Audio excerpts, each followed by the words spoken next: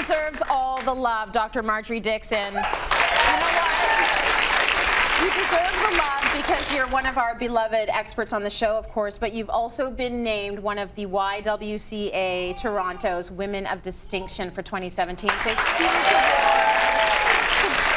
deal. I'm having like a mama moment. Your mom must be so happy. Yeah, she told me don't let it go to my head. I swear. Yeah. Hashtag black mom. Hashtag Jamaica mom. Yeah. I hear you, girl. The one thing they said about you and I thought was really cute, Marjorie, not cute, it's lovely. Marjorie leads by example and never misses an opportunity to mentor young female doctors or speak to young women about their reproductive health and sexual safety. In the world we're living in right now, I can't say enough about women like you that are leading the charge when it comes to this. With women's health, you're getting us to pay attention to what's happening in our bodies and to be advocates. We have to speak out for ourselves. Absolutely. If we're not speaking out for ourselves, who is going to speak out for us? So thank you so much for everything you do. We love you. We're so proud of you. Thank you. So proud of you. Amazing. You know what? It's lovely to be able to have a platform to make a difference in women's lives, and I never imagined. I mean, I went into medicine to help people, yes, and then I went into women's health because it was my passion. But then to have, and even thank you to Cityline, to have a public forum to be able to inform and educate women so we can be empowered in our own healthcare. It's amazing. Beautiful. The relationship that works for all of us, particularly our viewers. So we love that. So let's talk about all this good stuff in your brain that you help us with all the time when you're here. It's Colon Cancer Awareness Month. Yeah. So we are going to focus right now on colorectal cancer, just because, you know, we should talk about it, but also there's a recent study that is somewhat alarming. In the Journal of the National Cancer Institute. Yes. Yeah. So what's the information coming out now? We don't want to alarm people, but we want to inform people. So there's, you know, traditionally we think about colon cancer as a man's cancer. You do? Yeah, well, it's the second leading cancer diagnosis in Canada and the third leading cause of cancer death in women. In women. In Canada, yeah. Why don't we think about women? It's not that we don't think about it, but unfortunately, traditionally medicine talks about men's problems. It's just the way it is. Right. Now that there are more women doctors, and now that we're doing the proper studies where we segregate out the women and the men, we see that it's something that impacts. But more importantly, this study showed that we traditionally look at colon cancer as something that happens in older people. So we begin the screening after age 50, and that was well documented, you know, medical literature established precedent.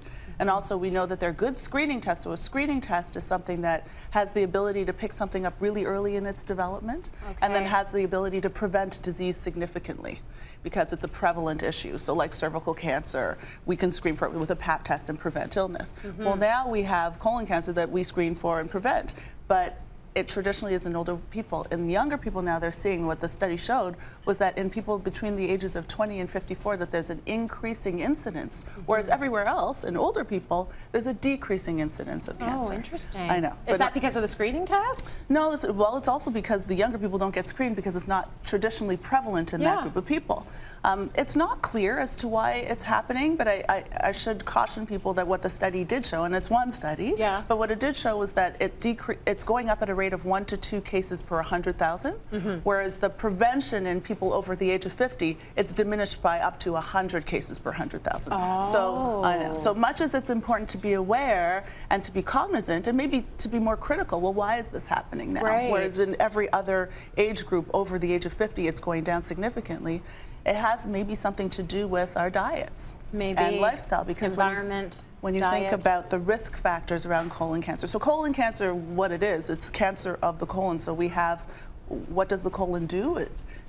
I hate to say it, but it's a fancy fecal processing plant. Yes. So the small intestine you absorb your nutrients from, and then the large intestine absorbs the water and some salt and pushes it along through the ascending, transverse, descending colon and the sigmoid colon, and then out the rectum. Okay. So it's cancers of that particular organ. It's like an inverted U shape, and if you imagine, it goes up and around and down and out. So fine. So it's cancer of those tissues. Yeah. Now, we screen for those things by 2 means. One is the fetal occult blood test. So when people are over 50, annually you go to your family doctor for your visit, and then they give you a thing you go home with, and you have a little scooper, and 3 days in a row you test your Your stool. bowels, yeah, your stool.